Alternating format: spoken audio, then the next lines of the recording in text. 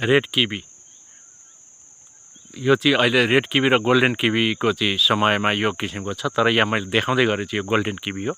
यो golden kiwi चाहिँ Sandakphu 3 तालगाउँ Ilam kiwi बस्तीमा रुद्र खतिवडाको बगानमा हुर्किरहेको, भोला खतिवडाको बगानमा हुर्किरहेको हो। र अहिले असारको 7 गतेतिर यो चाहिँ 70-80 ग्रामको रहेछ।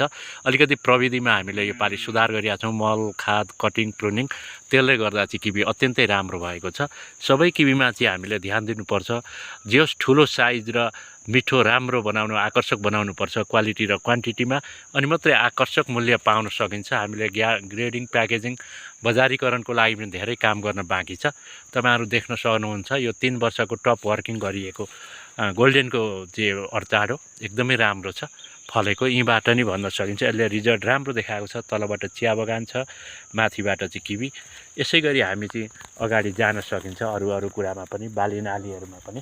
र हामीले अहिले चाहिँ उहिले जस्तो परम्परागत कृषि मात्रै होइन, हामीले चाहिँ कृषिमा बुद्धिमत्ता, प्रविधि अपनाएर चाहिँ थोरै ठाउँबाट धेरै उत्पादन, क्वालिटी, क्वान्टिटी अनि आकर्षक प्याकेजिङ गरेर चाहिँ अगाडि बढ्न सक्नुपर्दछ। यो आज मैले देखाउँदै गरेको यो हेर्नुहोस्, साँच्चै नै राम्रो छ। गोल्डन किवीको प्रमोटको लागि हो। रेड किवी नि यत्तिकै भइराखेको छ। धन्यवाद सबैजनालाई यो भिडियो हेरिदिनु भएकोमा।